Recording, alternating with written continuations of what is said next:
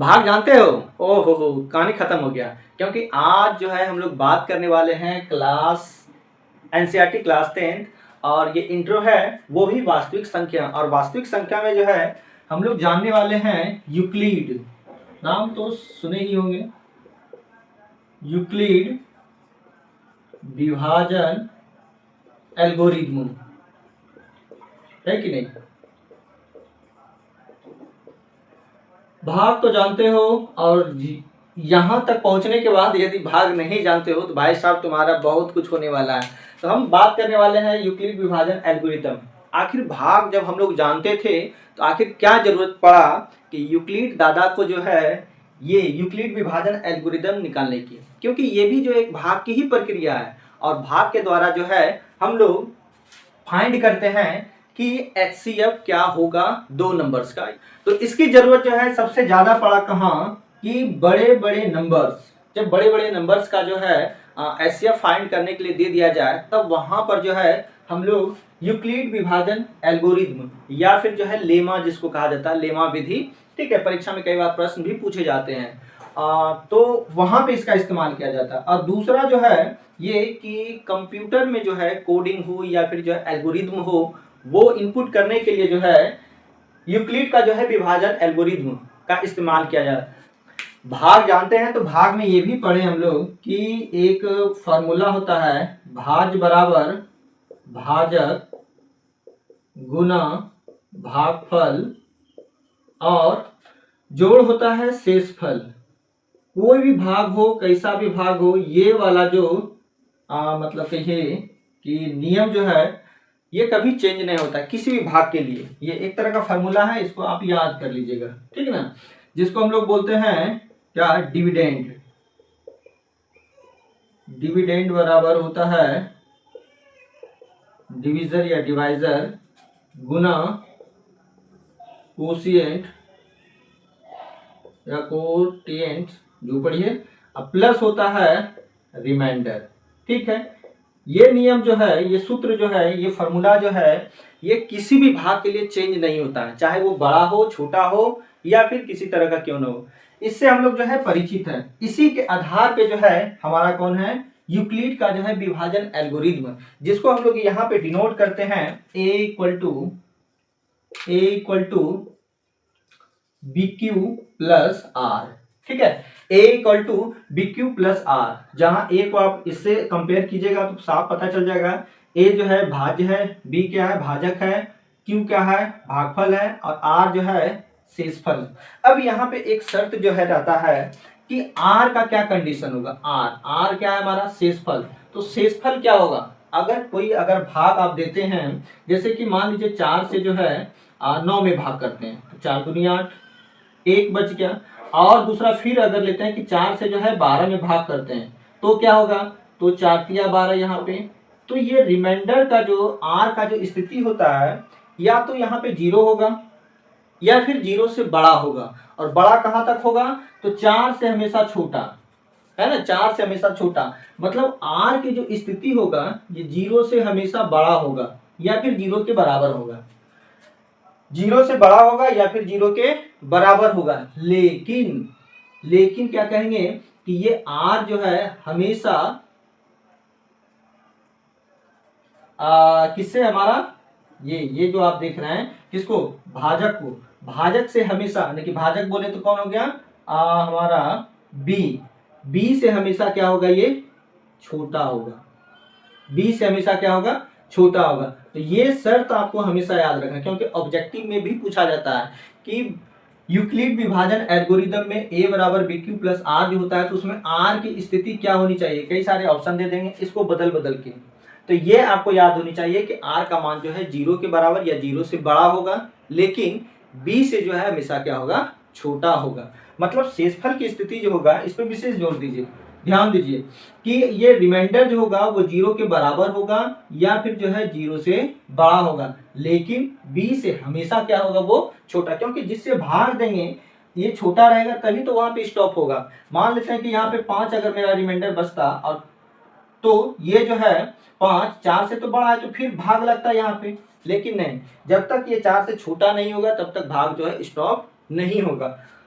इसलिए यहाँ पे कहा गया कि ये r जो है b से हमेशा क्या होगा, छोटा। अब जो है एक उदाहरण लेके समझते हैं कि किस तरह से इस फॉर्मूले का यूज करके जो है एचसीएफ फाइंड करते हैं, या फिर जो है यूक्लिड विभाजन एल्गोरिथम के द्वारा जो है एचसीएफ फाइंड करते हैं। ठीक है, अब यहाँ पे जो है एक क्वेश्चन हम लिए हैं, उदाहरण के तौर पे लिए हैं। ठीक है, यूक्लिड एल्गोरिथम का प्रयोग करके जो है 420 और 130 का जो है एचसीएफ फाइंड करना। एचसीएफ समझते हैं हाईएस्ट, ये सब तो पता होने, हाईएस्ट कॉमन फैक्टर है ना, एचसीएफ का फुल फॉर्म होता है। खैर जान लिए तो अच्छी बात है। अब इन दोनों का जो है एचसीएफ कैसे फाइंड करेंगे, और आपको अभी हम फॉर्मूला बताए थे कि ए बराबर क्या होता है, बी क्यू प्लस आर, जहां आर की स्थिति क्या बताए थे कि greater than equal to 0 but less than जो है होता है बी। ठीक है, ये होती है आर की स्थिति। अब यहां पर जो है अगर इसका सॉल्यूशन हम करते हैं, पहले समझते चलते हैं। ठीक है, अगर आप एक अच्छा बच्चा है तो वैसी स्थिति में आप समझने पे जोर दीजिए, क्योंकि एक प्रश्न अगर आप समझते हैं तो इससे 10 प्रश्नों को जो है हल कर सकते हैं। अगर नहीं समझते हैं तो 10 प्रश्न बनाना भी जो है बेकार हो जाएगा। तो वैसी स्थिति में देखिए यहाँ पे हमें नंबर जो दे रखा है 420 और 130, इन दोनों में देखिए समझते चलना है कि बड़ा कौन है, तो 420 है, उसको पहले लिख दीजिए 420। ठीक है, इक्वल टू, अब जो छोटा नंबर है उससे हम भाग करेंगे, क्योंकि आपको बताएं कि एल्गोरिथम जो है ये भाग पे ही आधारित है। तो 130 से जो है भाग करेंगे। अब सोचिए कि अगर 130 से अगर हम भाग करेंगे 420 में तो कितने बार में खाएगा, तो स्वाभाविक है 33 40 यानी कि 3 बार में खाएगा, 390 आया। तो बाकी कितना बचा, 420 में 390 यानी कि शेषफल बच गया हमारा कितना, 30। ठीक है, 30 बचा। अब इसके बाद क्या करना है, देखिए क्या किया यहाँ पे, फिर से समझो कि जो छोटा नंबर था उससे हम भाग किए बड़े वाले में। ठीक है, भाग किए कितना बार में, 3 बार में। ये जो 3 देख रहे हैं कितना टाइम्स दिखा रहा है कि 130 से जो है 3 बार भाग किए, शेषफल कितना बचा हमारा 30, है ना, ये वाला फॉर्म। देखिए अब देखिए अगला स्टेप क्या होगा, अभी तक जो हमारा भाजक था वो भाज्य बनेगा। ठीक है, मतलब जिससे अभी भाग दे रहे थे वो हमारा जो है भाज्य बन जाएगा, मतलब हो गया 130 ये। तो फिर हमारा भाजक क्या होगा, तो जो शेषफल बचा है वही हमारा अगला भाजक बनेगा, मतलब 30। अब सोचिए कि 130 में 30 से अगर भाग करेंगे कितने बार में, तो 5 बार में हो गया 150, 4 बार में, 4 बार में लगेगा। तो शेषफल कितना बचेगा, ये बचा हमारा, चला गया 4 या 12 120, यानी कि 10 शेषफल बचा। भाई साहब ये कब तक करना है, जब तक कि रिमाइंडर जो है हमारा क्या हो जाए, 0 ना हो जाए, तब तक ये प्रक्रिया को रिपीट करते जाना, करते जाना, करते जाना, करते जाना, करते जाना। ठीक है, तो यहाँ पे हमको 0 लाना है। फिर वही करेंगे कि ये अगला जो है, सॉरी पिछला का जो कहिए कि भाजक था वो अब भाज्य बनेगा 30। ठीक है, 30 में भाग किसे करना है, तो जो पिछला का शेषफल था वही अगला का जो है भाजक बनेगा। तो ये हो गया हमारा 10। तो 30 में 10 से कितने बार में भाग लगेगा, तो 3 बार में। तो शेषफल क्या बचा, 0। कहानी खत्म, यहीं पे रुक जाएंगे। जैसे ही शेषफल में जो है 0 आएगा वहीं पे जो है बनाने की प्रक्रिया को जो है बंद कर देंगे। ठीक है, यहाँ पे रुक गया। अतः 420 और 130 का HCF बराबर कितना हो गया, 10। जिससे लास्ट में खाएगा पूरा पूरा, है ना, जिस भाजक से पूरा पूरा खाएगा वही जो है इसका क्या बन जाएगा, आंसर बन जाएगा। ठीक है, ये हमारा क्या हो जाएगा, आंसर हो जाएगा कि 420 और 130 का जो है HCF क्या होगा। अब इसको जो है भाग विधि से देखिए, है ना, भाग जैसे हम लोग रफ में, मान लीजिए यहाँ पेज है, रफ इधर कर लिए, ये हमारा क्या है, रफ है। ठीक है, तो रफ में क्या करना है, 130 से जो है भाग करेंगे, 130 से भाग करेंगे किसमें, 420 में।